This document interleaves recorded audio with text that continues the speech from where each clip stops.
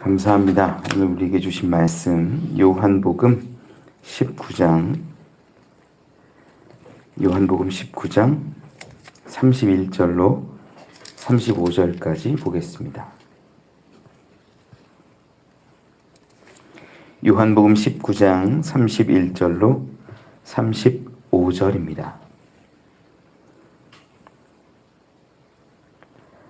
우리 한 절씩 교독하지요.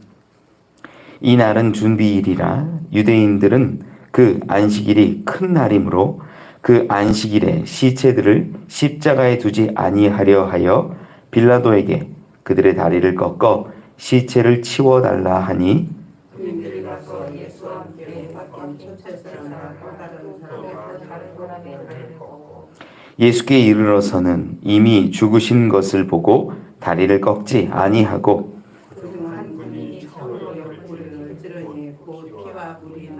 함께 읽지요. 이를 본 자가 증언하였으니 그 증언이 참이라.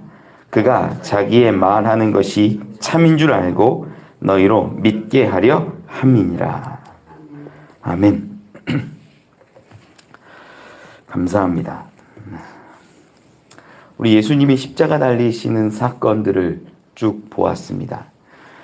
예수님이 십자가 달리시는 것, 그리고 못 박히시고 죽으시는 그 모든 상황들이 그저 내용들을 잘 살펴보면 그저 십자가에서 죽임당하신 예수님이 아니라 십자가에서 당신의 생명을 내어주신 예수님이라고 우리가 발견하게 된다는 거였어요. 예수님이 죽으시는 그 마지막 결정적인 장면 30절 말씀을 보더라도 우리는 분명히 알 수 있지요. 마지막에 기록합니다. 머리를 숙이니 영혼이 떠나가시니라.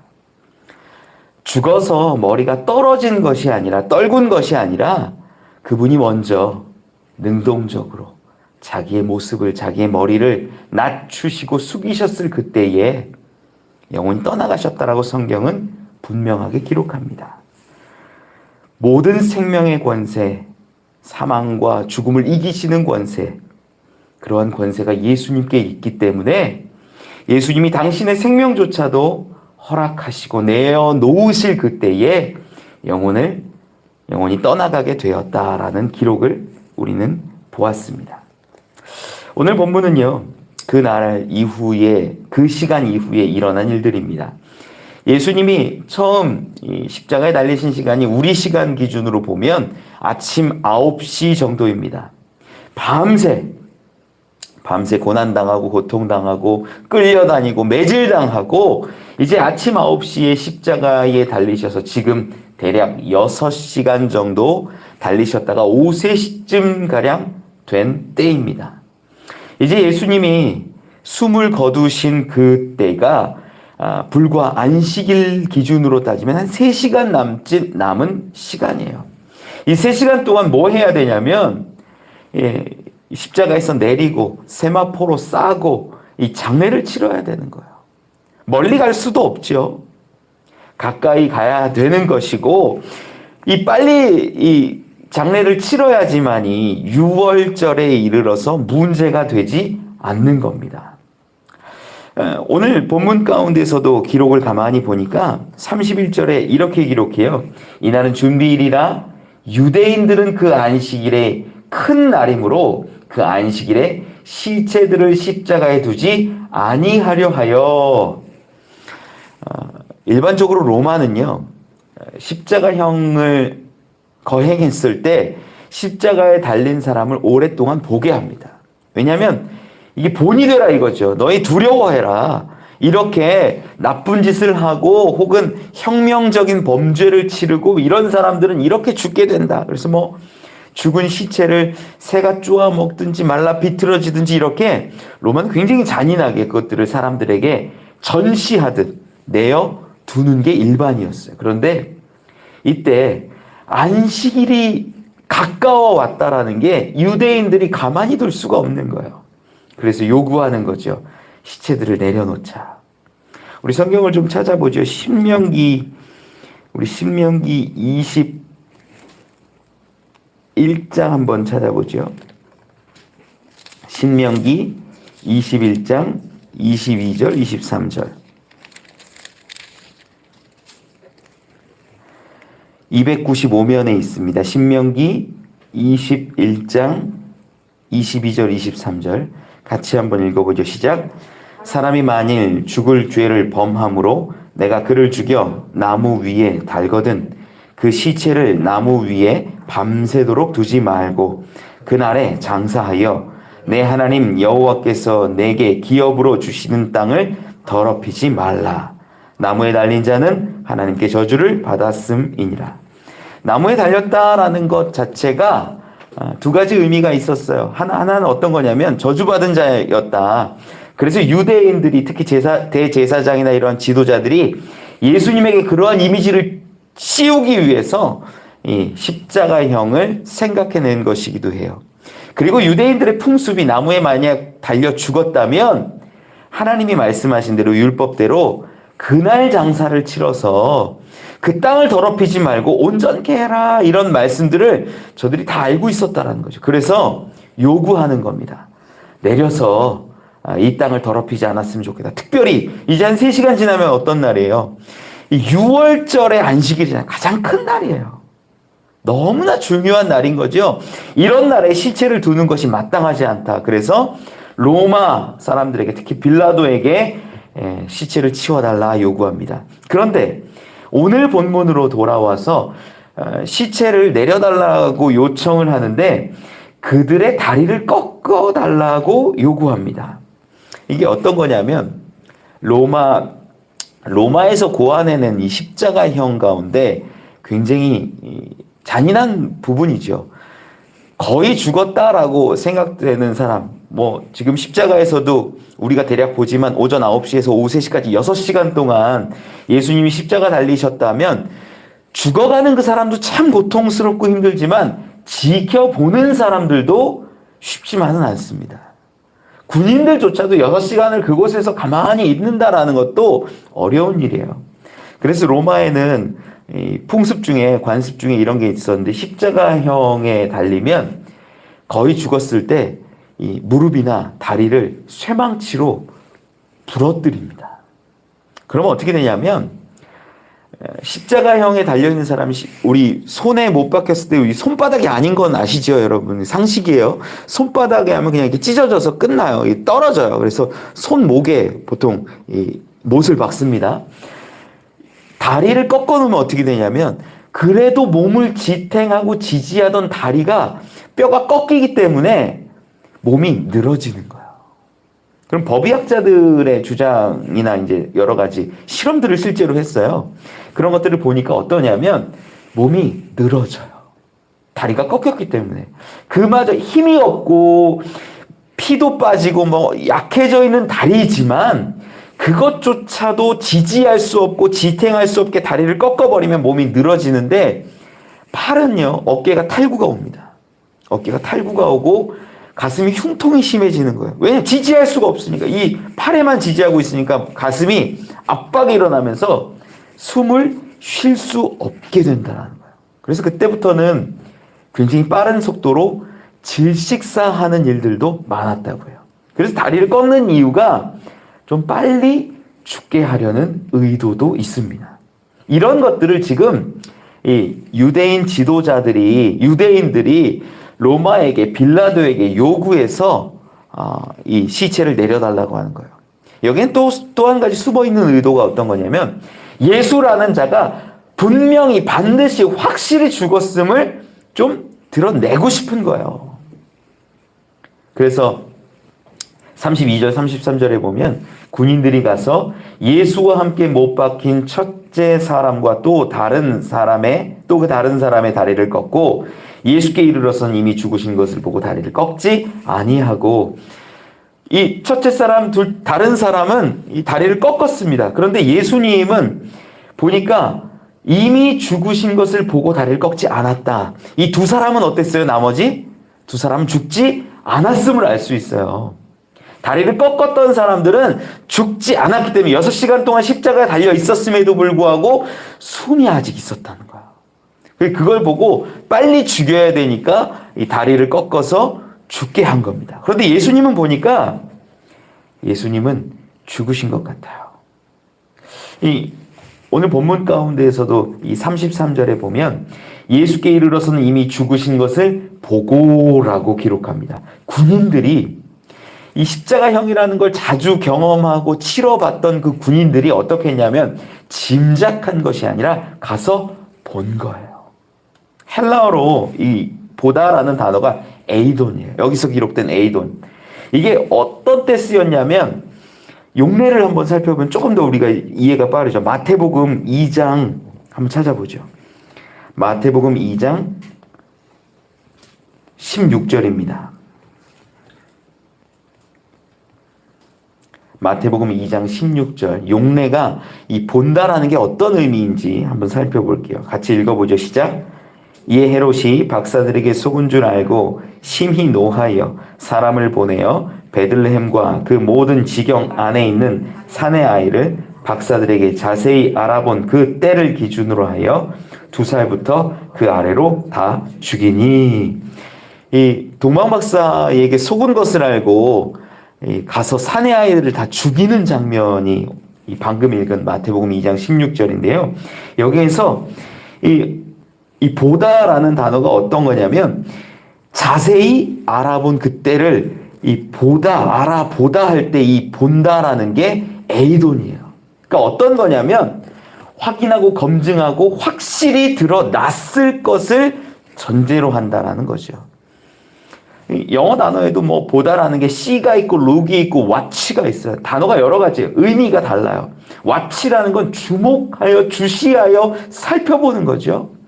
마찬가지로 지금 이 군인들은요, 예수님이 죽으신 것을 그냥 죽었나 안 죽었나, 숨이 헐떡이나 안 헐떡이나 이런 걸 본 게 아니라 완전히 죽었음을 확인한 거예요. 그리고 나서 했던 행위가 어떤 거냐면 34절에 기록합니다. 34절 말, 오늘 본문 요한복음 19장 34절 같이 한번 읽어보죠. 시작. 그중 한 군인이 창으로 옆구리를 찌르니 곧 피와 물이 나오더라. 이 일은요, 아마 예수님만 한 것이 아니라 다른 이 강도들도 함께 한 것으로 봅니다. 이게 다리를 쳐서 빨리 죽게 해주는 것. 지금 우리가 성경을 보았는데 예수님은 죽은 것을 확인했고 다른 두 강도는 어땠어요? 아직 죽지 않은 것으로 보이니까 다리를 쳐서 빨리 죽게 한 거잖아요. 그리고 정말로 죽었는지 마지막 확인하는 방법이, 로마식으로 하는 방법이 옆구리 창을 찌르는 거예요. 그러면 오늘 본문에도 기록하지만 예수님에게서는 물과 피가 나온 거죠. 이 부분을 가지고 많은 분들이 이야기를 합니다. 그런데 이제 기본적으로는 사람이 살아있는 상태에서 상처를 입으면 피가 난다고 하고, 이 죽어야지만이, 죽었을 때 이 구멍이 생기고 상처를 입으면 나오는 게 물이라고 해요. 그러다 보니까 이 부분이 완전한 죽음을 드러내는 것이다 라고 말씀하는 것이 1차적인 소견이에요. 왜냐? 오늘 본문 가운데에서 드러나는 표현이 완전한 죽음을 드러내기 위함이에요. 이 사도 요한이 요한복음도 기록하고 또 기록했던 성경이 요한 서신 뒷부분에 나오는 요한 1서 이런 것들 여기도 기록을 했는데, 이 사도 요한이 실제로 이렇게 살아가던 당시에 초대 기독교라고 하잖아요. 그 초대 기독교 공동체에 공격하는 무리들이 있었어요. 공격하는 무리들이 있는데 이 공격하는 무리들이 크게 두 가지를 좀 볼 수 있는데 어떤 것들이었냐면, 이 두 공격을 반증하기 위해서 이 물과 피라는 단어를 요한이 쓰고 있는 것을 우리는 봐요. 어떤 거냐면 첫 번째는 오늘 본문 가운데 반증하는 건데, 예수님이 죽은 것이 아니라 기절했을 것이다 라고 이야기하는 그 유대인들 중심으로 말하는 사람들이 있었어요. 그러다 보니까 네가 부활했다고 하는데 자꾸 사람들이 예수 믿는 사람들이, 예수 추종하는 사람들이 예수 부활했다고 하는데 그거 아니야, 기절한 거 아니냐, 기절한 거, 이런 주장, 기절설이라고요. 그런데 그것에 대해서 반증하기 위해서, 아니다라는 것을 드러내기 위해서 예수님은 피만 쏟은 것이 아니라 물과 피를 함께 쏟았다라는 것을 본문 가운데 분명하게 이야기하고 있는 거예요. 그래서 예수님의 죽음은 분명한 죽음이다. 확실한 죽음이다라고 이야기하는 거죠. 또 이 초대교회 가운데 공격하는 것이 한 가지가 더 있었는데 이게 이제 영지주의라고 그래요. 좀 신학적으로 조금 어려울 수도 있는데 영지 간단하게 좀 설명을 드리면 뭐냐면 야, 예수님을 봤어? 예수님이 신인데 예수님을 봤다고? 예수님과 함께 먹었다고? 예수님이 십자가에 달려 죽었다고? 아니야. 예수님이 신인데. 예수님에 대해서 긍정해요. 그런데 그들이 얘기하는 건 인성을 갖고 있는 예수를 부정하는 거예요. 그분은 완전히 신이라는 거예요. 그러다 보니까 십자가에 달려서 죽은 행동조차도 이것도 환상이라는 거예요. 아니야. 너희들이 오해한 거야. 환상 가운데 너희가 착각한 거야. 그분은 신이야. 그분은 그렇게 죽으신 분이 아니야. 라고 말하는 거죠.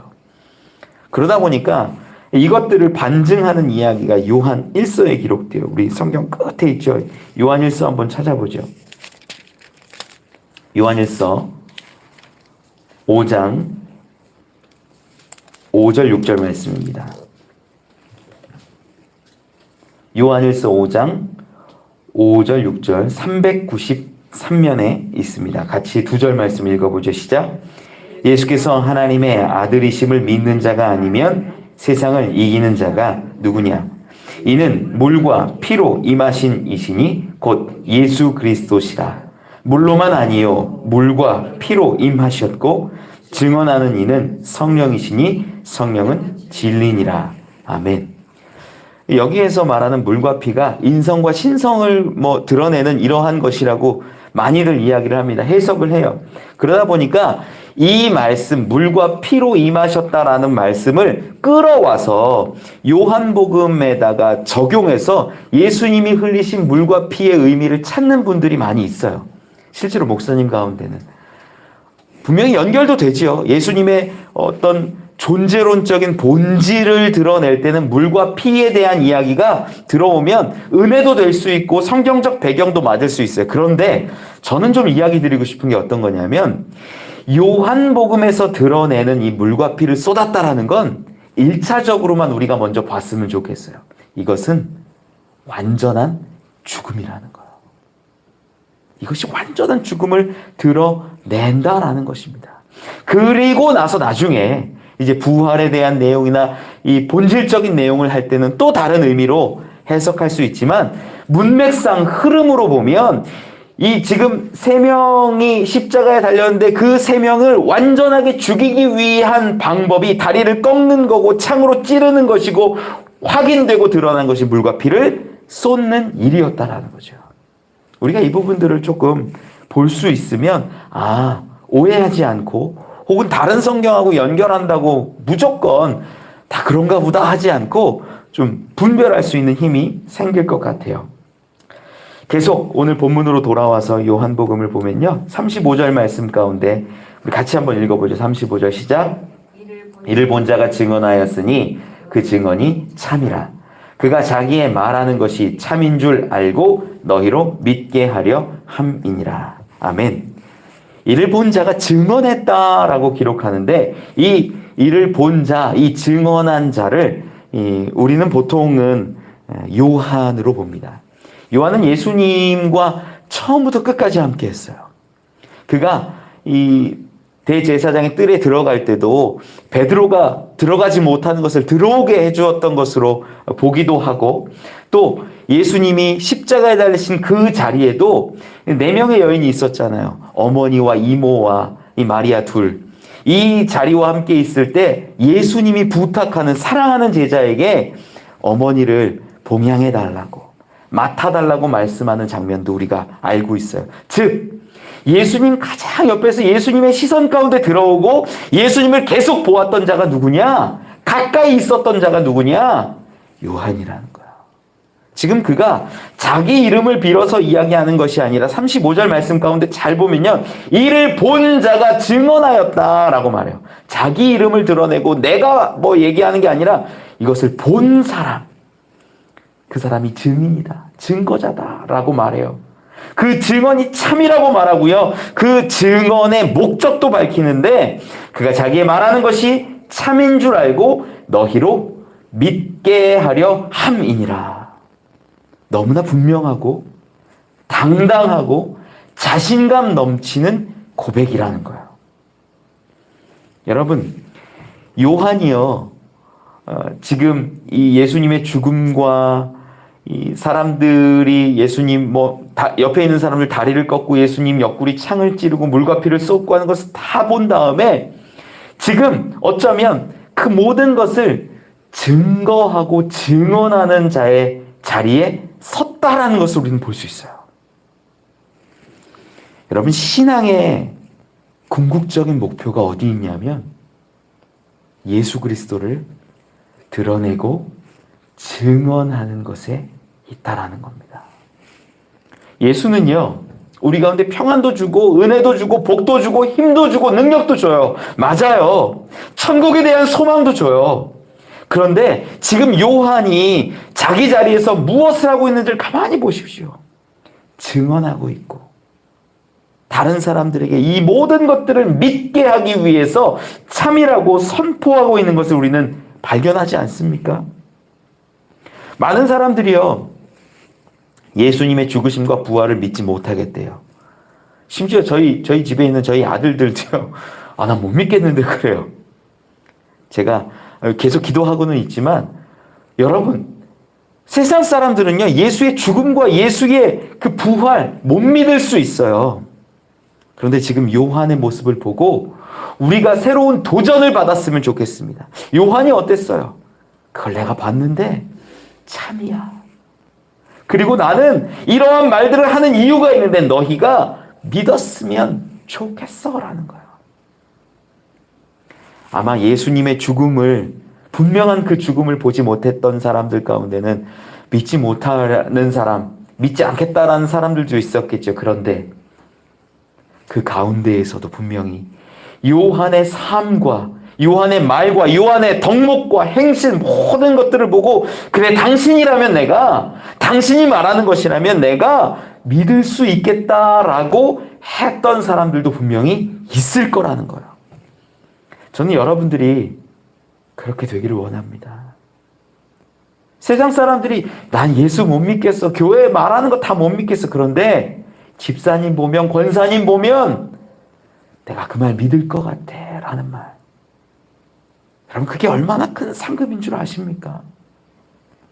그냥 말로만 해서 되는 것도 아닙니다. 삶으로 살아야 하고 분명하게 살아야 하고 정직하게 살아야 하며 선한 모습으로 드러나야 사람들이 우리를 보고 믿게 된다라는 거예요. 여기 이 자리 가운데 작은 사도 요한들이 세워졌으면 좋겠습니다. 여러분들이 예수를 증거하고 증언하고 여러분들의 고백 가운데 수많은 사람들이 믿게 되기를 원합니다. 지금 요한은 이 모든 것을 낱낱이 고백하고 많은 이들이 믿기를 소망하고 바랬습니다. 우리도 그렇게 믿게 된 자들이라면 이제 우리를 통하여서 수많은 사람들 너희로 믿게 하려 함이라는 그 고백이 우리 가운데, 우리 공동체 가운데, 우리 주변 가운데 세워지기를 원합니다. 그렇게 사도 요한처럼 예수 그리스도를 분명하게 증거하고 믿음을 선포할 수 있는 저와 여러분, 우리 시간 이 자리 오늘 되기를 축원합니다. 기도하겠습니다. 하나님, 감사합니다. 수많은 사람들이 예수를 믿지 못하고 예수님이 때로는 기절했다, 때로는 신이기 때문에 죽지 않았다, 이런저런 이야기하는 것들도 하나님 우리가 듣습니다.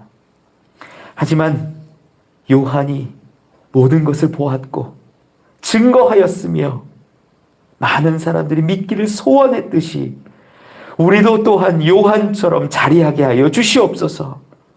우리 안에 있는 이 믿음, 하나님이 주신 그 선물로 받은 이 믿음의 마음들이 이제 아름다운 전도의 열매로 맺어지게 하시고 수많은 사람들에게 복음을 전하여 증거하여 하나님 앞에 나올 수 있는 놀라운 일들 되게 하여 주시옵소서.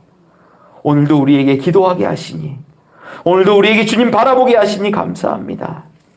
주님 바라보며 기도하며 복음의 놀라운 능력자들이 되게 하여 주시옵소서. 감사합니다. 예수님 이름으로 기도합니다. 주 기도문합니다.